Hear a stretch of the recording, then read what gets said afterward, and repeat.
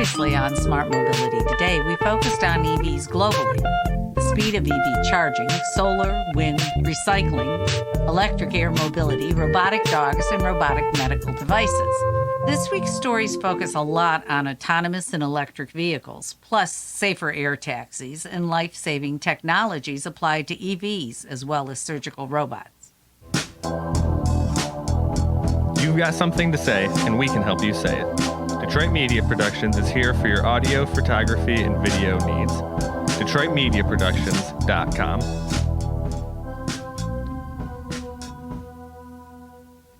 Hi, this is Cindy Polakowski. General Motors CEO Mary Barra says that she sees a giant growth opportunity in GM's Cruise autonomous vehicle unit. And she predicted that personal self-driving cars would be on the market before the end of the decade. Barra predicts that Cruise could generate $50 billion a year in annual revenues by 2030. Barra's comments and confidence come as GM is losing $2 billion annually on Cruise, and as rivals like Ford Motor Company and Volkswagen AG are pulling the plug on AV efforts that are losing money.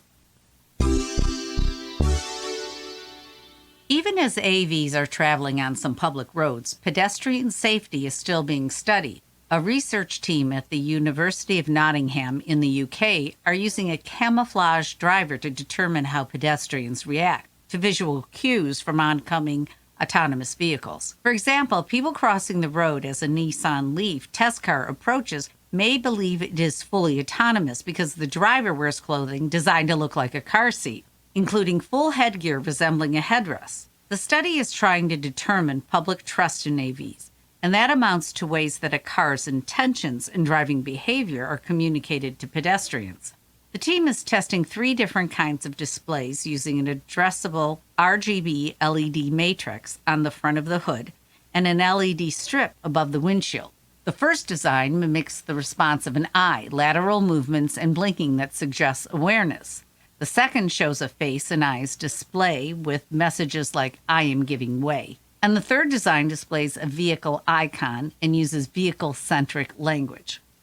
Of the 3 approaches, the interface design that uses expressive eyes did the best job of communicating the vehicle's intent, getting high marks for trust and clarity.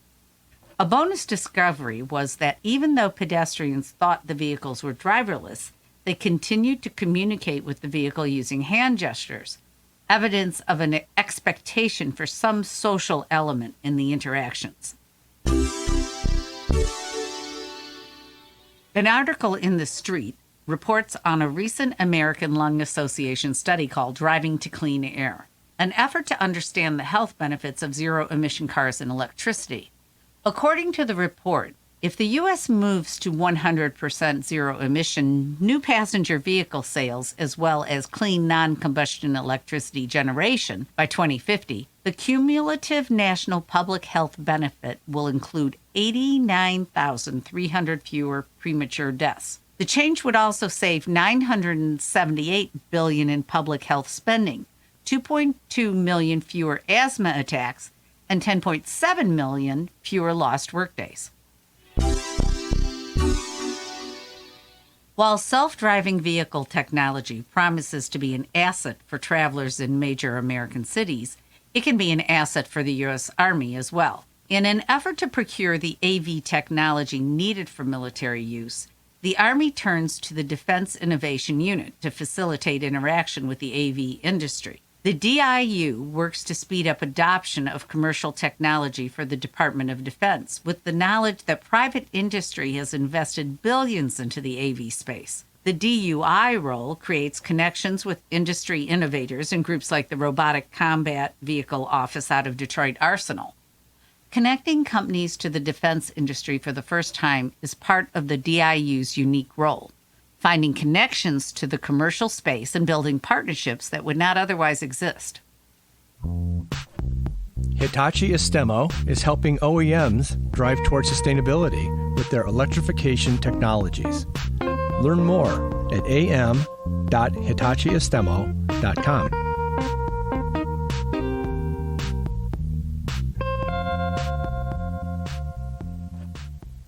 Battery Battery tech firm AESC is partnering with BMW on a new 30 gigawatt hours EV battery factory in Florence County, South Carolina. Construction of the 1.5 million square foot plant is now underway, and it's expected to be fully operational in 2026. The $800 million EV plant will create 1,170 local jobs. Together with AESC's other factories in Tennessee and Kentucky, the company will provide up to 70 gigawatt hours capacity annually. As part of the multi-year partnership with BMW, AESC will make batteries for EV models manufactured at BMW's Spartanburg, South Carolina plant. AESC's advanced battery format promises 20% higher energy density than current generation batteries, with reduced charging time and a 30% increase in range and efficiency. The Florence plant will be 100% powered by clean energy, using responsible sources for battery materials, a direct response to President Biden's Inflation Reduction Act. This legislation is credited with big growth in South Carolina's EV and EV battery manufacturing sectors.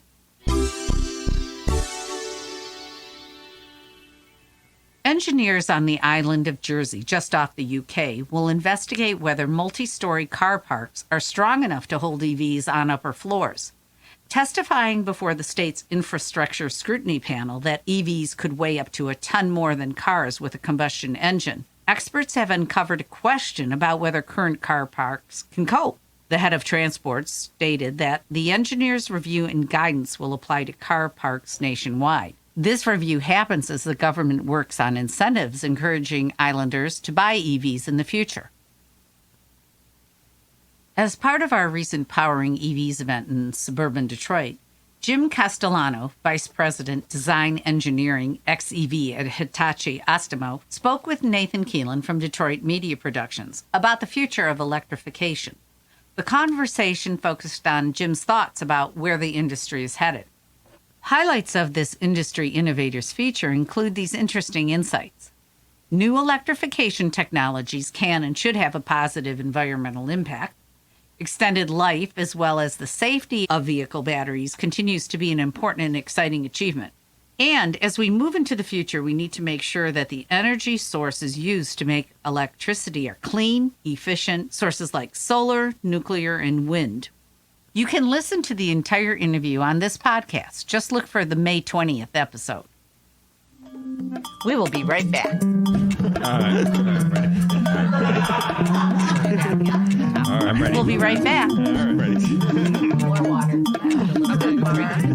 I can give it a go. Presenting. I did. Hey, so do I. That's why it makes no sense. Okay. With the largest gig network in the country, Comcast Business has the technology solutions to future-proof your network.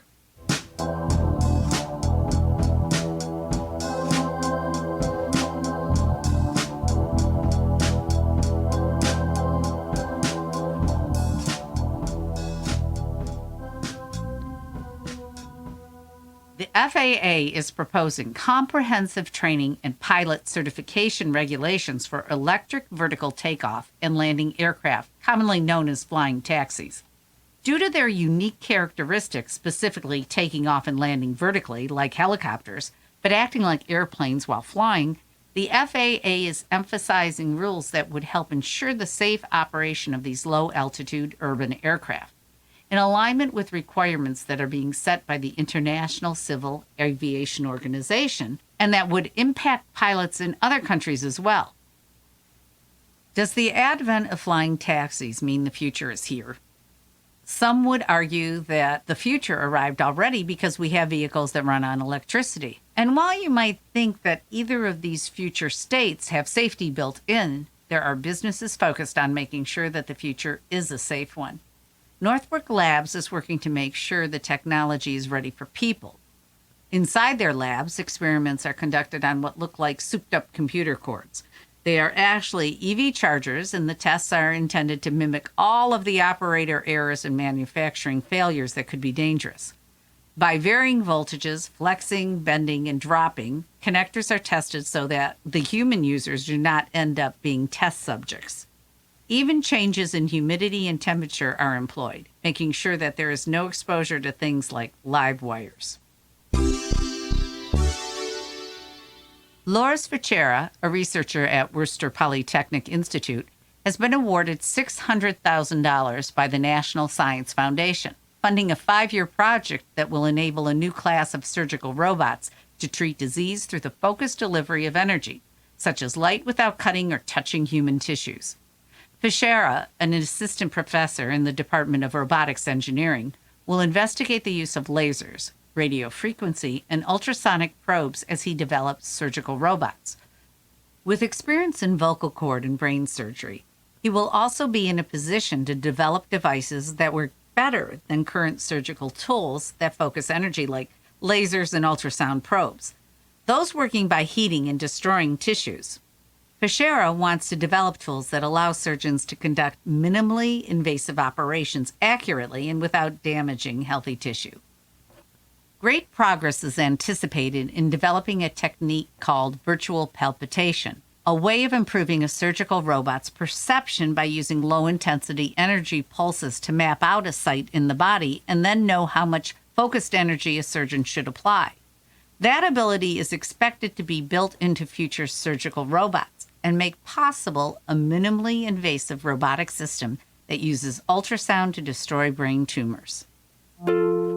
Read these stories and more at globalautomobility.com and subscribe to Smart Mobility Today on your favorite podcast platform. Sign up to receive our weekly newsletter and follow us on social media at Smart Mobility Today. Produced by Detroit Media Productions, this is Smart Mobility Today.